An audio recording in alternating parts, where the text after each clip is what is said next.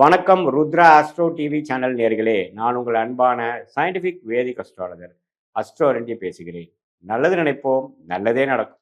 இந்த வீடியோவில் நம்ம என்ன பார்க்க போறோம்னா, மீன லக்னம் மீன ராசியில பிறந்தவங்களுக்கு கர்ம வினை எப்படி செயல்பட போகிறது, எது மாதிரி கிரக காம்பினேஷன்ஸ்ல வந்து எது மாதிரி பலன்கள் நம்ம எதிர்பார்க்கலாம், எது மாதிரி விஷயங்கள் நம்மளுடைய வாழ்க்கையில வந்து வெற்றிக்கு வழிவகுக்கக்கூடிய அமைப்புகள் இருக்கு, எது நமக்கு தவிர்க்க வேண்டிய அமைப்பாக இருக்கு, சாதகமான கிரக அமைப்புகள் என்னங்கிறத சயின்டிபிக் வேதிக் அஸ்ட்ராலஜி முறையில எதையும் மிகைப்படுத்தாமல் உள்ளது உள்ளவாறு பரிகாரங்கள் மூட நம்பிக்கைகள்லாம் போகாமல் ஒரு ஒரு கிரகம் ஒரு ஒரு மாதிரி இருந்தா அந்த சயின்டிபிக்கா என்ன மாதிரி தாக்கத்தை கொடுக்கிறார், அது மூலமா நம்ம என்ன தெரிஞ்சுக்க போறோம், நம்மளுடைய பிராப்தங்களை பத்தி தோஷங்களை பத்தி, அது மூலமா வாழ்க்கையில பிராக்டிக்கலா நம்ம எப்படி அதை உபயோகப்படுத்தி நம்ம வாழ்க்கையில வெற்றி பெற முடியும் அப்படிங்கிறத நம்ம மிகைப்படுத்தாமல் துல்லியமா பார்க்க போறோம்.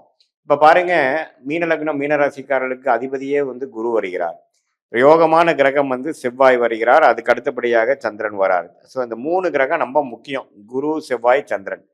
இந்த 3 கிரகமும் பார்த்தீங்கன்னா ஓரளவுக்கு ஒளி பொருந்திய கிரகமாக ஸ்தானபலம், திக்பலம், திருக்பலத்தோடு இருக்கும் பொழுது நல்ல ஒரு கர்மாவை கொடுக்கக்கூடிய அமைப்பு. அது சந்திர திசை 25-30 வயசுல இருந்து வந்து ஒரு சந்திரன், செவ்வாய், ராகு, குருங்கிறது ஒரு 60 வயசு வரைக்கும் வரும்பொழுது வாழ்க்கை அற்புதமாக நமக்கு வேணுங்கிற திட்டங்கள்லாம் தீட்டி அழகாக நம்ம செயல்படுத்த முடியுங்கிறத நம்ம தெரிஞ்சுக்கிறோம். ஆனா செவ்வாய் குரு திசைக்கு அப்புறம் வரக்கூடிய சனி, புதன், கேது, சுக்கிரன்கிற அவயோக பெல்ட் வரும்பொழுது ஜாதகர் கஷ்டப்படுவாங்க அப்படிங்கிறத நம்ம தெரிஞ்சுக்கணும். சரி, இதுல வந்து எது மாதிரியான அமைப்பு வந்து இப்போ சந்திரன், குரு, செவ்வாய் வந்து ஓரளவுக்கு பாதிக்கப்படாமல் கிரக அமைப்பு காம்பினேஷன் பார்த்தீங்கன்னா ராகுவோட சேராமல், சனியோட சேராமல், கேதுவோட சேர்ந்து ஒரு பௌர்ணமி சந்திரனாக இருந்து குரு பார்வை பெற்று இது மாதிரி திருட் பலம் என்று சொல்லப்படுகிற ஒளியோடு இருக்கும் பொழுது அற்புதமான பலன்களை கொடுப்பார் அப்படிங்கிறத தெரிஞ்சுக்கிறோம். சூரியன் சனியோட சேரக்கூடாது. சூரியனும் சந்திரனும் ஒளி கிரகமாக இருந்து ராகு கேதுகள் சனியோட சேரக்கூடாது. மற்றபடி பார்த்தீங்கன்னா இந்த செவ்வாய் வந்து நல்ல யோகத்தை கொடுக்கக்கூடியவர், சந்திரனும் யோகத்தை கொடுக்கக்கூடிய 2 பேரும் சேரும் பொழுது அற்புதமான பலனை கொடுத்து சந்திரமங்கல் யோகத்தை கொடுக்கிறார். செவ்வாய் திசை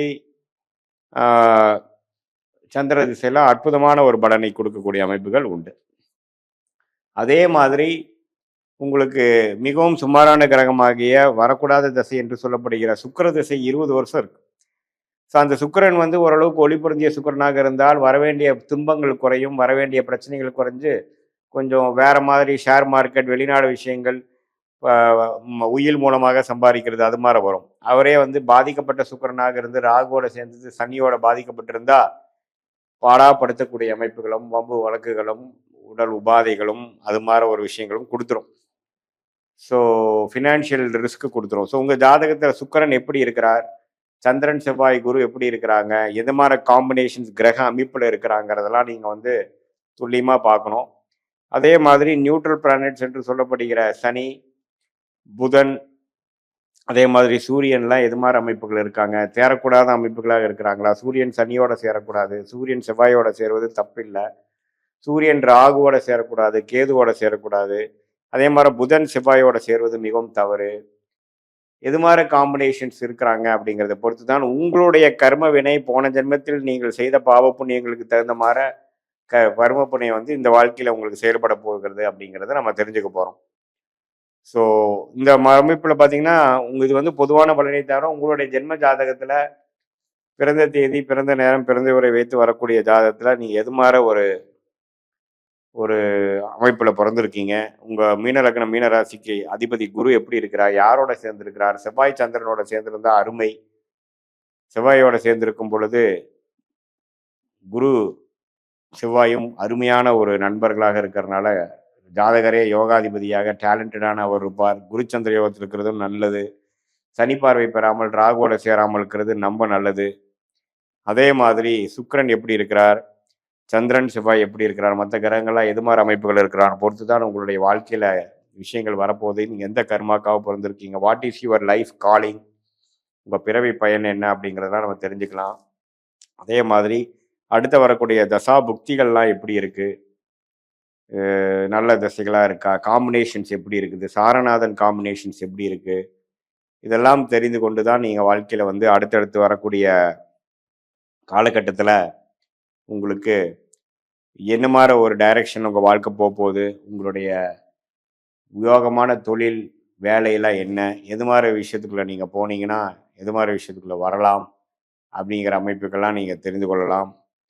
ஸோ உங்களுடைய கிரக அமைப்போட காம்பினேஷன்ஸ் என்னென்னு தெரிஞ்சுட்டு தான் நீங்கள் யோகமான அந்த தொழில் வேலை, வெளிநாடா உள்நாடா, கல்யாணம் திருமணம் எப்படி, சுக்கிரன் எப்படி இருக்கார், 7ஆம் வீட்டு அதிபதி யாரோட சேர்ந்திருக்கார், லேட் மேரேஜா ஏர்லி மேரேஜா, குழந்தைகள் விஷயம் எப்போ, உடல் உபாதைகள் எப்போ சரியாகும், எப்போ நம்ம வந்து செட்டில் ஆகும், கடன் எப்போ அடையும் அப்படிங்கிற மாதிரி விஷயங்கள் எல்லாம் நம்ம கொஞ்சம் தெரிந்து கொண்டு அடுத்து வரக்கூடிய வாழ்க்கையை நம்ம இப்போவே திட்டமிட்டு ஷார்ட் டேர்ம் எப்படி இருக்குது, லாங் டேர்ம் எப்படி இருக்குது, எது மாதிரி டைரக்ஷனில் வாழ்க்கை திரும்பக்கூடிய அமைப்புகளாக இருக்குது, எது மாதிரி சாய்ஸ் நம்ம எடுக்கலாம், எது மாதிரி சாய்ஸ் நமக்கு சரியாக வராது அப்படிங்கிறதெல்லாம் சயின்டிஃபிக் வேதிக் அஸ்ட்ராலஜி முறையில் எந்த விதத்திலும் மிகைப்படுத்தாமல் உள்ளது உள்ளவாறு இந்திய வேத ஜோதிடம் அடிப்படையிலான ஒளி தத்துவத்தை எப்படி செயல்படுகிறங்கிறதை பார்த்து கொண்டு நன்றாக நம்ம வாழ்க்கையில் வந்து ஒரு ஒரு முடிவுகளும் எடுத்து தேவையற்ற சமய விரயங்கள், தேவையற்ற பொருள் விரயங்கள்லாம் தவிர்த்து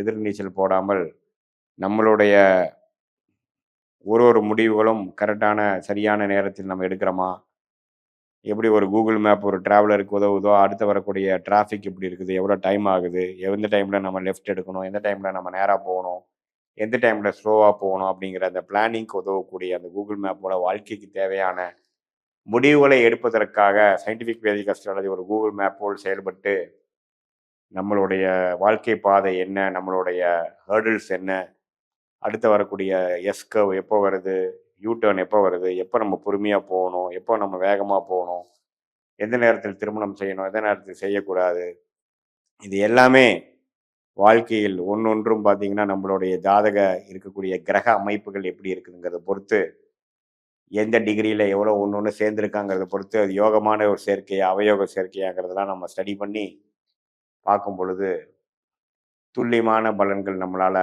எடுக்க முடியும். அது மூலமாக பார்த்தீங்கன்னா